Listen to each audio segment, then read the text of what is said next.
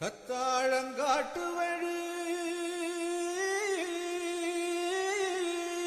Hi எல்லாருக்கும் வணக்கம். எல்லாம் எப்படி இருக்கீங்க? Welcome back to our channel. இது வந்து ஒரு 1 மந்த்துக்கு முன்னாடி எடுத்தது தான் இந்த விலாகும். பிகாஸ் நான் அம்மா வீட்டுக்கு போகிறதுக்கு முன்னாடி நாங்கள் வந்து குலதெய்வம் கோயிலுக்கு வந்து போயிருந்தோம். எங்களுக்கு வந்து 3 குலதெய்வம் கோயில் இருக்குது. ஐயனாரப்பன் அண்ட் அம்மைச்சாரம்மன். இது வந்து என்ன கோயில் வந்து என்ன சொல்லுவாங்க, 8 கன்னிமார் இருப்பாள் இல்லைங்களா, அந்த கோயில். ஃபஸ்ட்டு வந்து 8 கன்னிமார் கோயிலுக்கு போயிட்டு பொங்கல் வச்சு பூஜை பண்ணிவிட்டு அதுக்கப்புறமா ஐயனாரப்பன் கோயிலுக்கு போவோம்.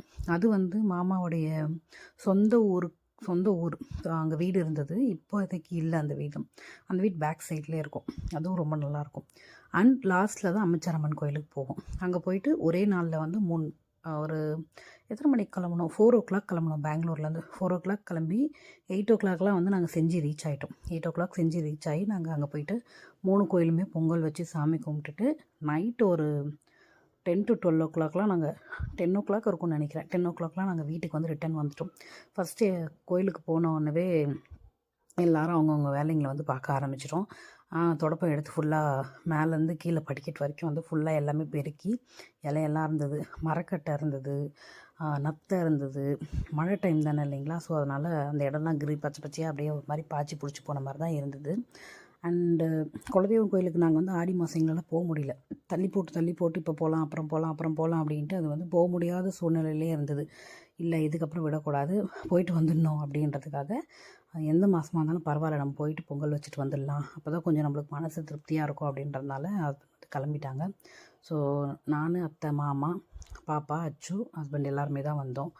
காலையில் எப்பவும் போல் 4 மணிக்கு கிளம்பணும் இல்லைங்களா. வீட்டில் அங்கே ஊர்லேருந்து வரும்போதே 3 பாத்திரம் குண்டா வந்து 3 பாத்திரமாக எடுத்துப்போம். அதில் அதுக்கு தேவையான அரிசி, வெல்லம், அப்புறம் வந்து நெய், ஏலக்கோடம்பி, திராட்சை, இது எல்லாமே வந்து அதிலே போட்டு எடுத்துகிட்டு வந்துடுவோம்.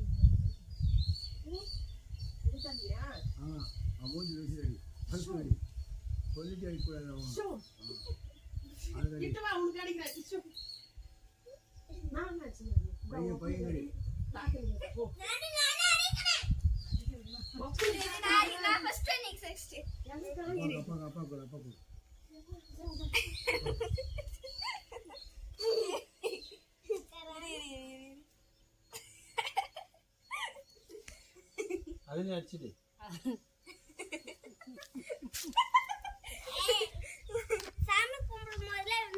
பாப்பா வந்து நல்லா ட்ரெஸ் பண்ணிட்டு வந்திருந்தா. அங்கே நம்மளுக்கு ஊருக்கு போனோடனே தானாகவே எங்கேருந்தா ஸ்வெட் ஆகும்னு தெரியாது, ஸ்வெட் ஆக ஆரம்பிச்சிருச்சு.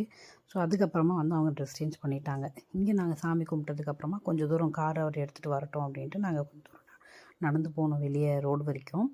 அதுக்கு வரைக்கும் அவர் வந்து காரில் எடுத்துகிட்டு வந்தார். ஏன்னா அந்த இடத்துல கல் ஒரு மாதிரி பாறை மாதிரியாக குட்டியாக இருந்தது. அதெல்லாம் வந்து காரில் டச் ஆகிட்டு இருந்தது. ஸோ அதனால் நாங்கள்லாம் நடந்து போயிட்டுருந்தோம். அண்ட் நெக்ஸ்ட் பேக்கில் பார்க்கலாம். இதை அப்படியே கண்டினியூ பண்ணுங்கள். தேங்க்ஸ் ஃபார் வாட்சிங். Keep supporting me. Take care. I love you all. புன்னகை மலரட்டும்.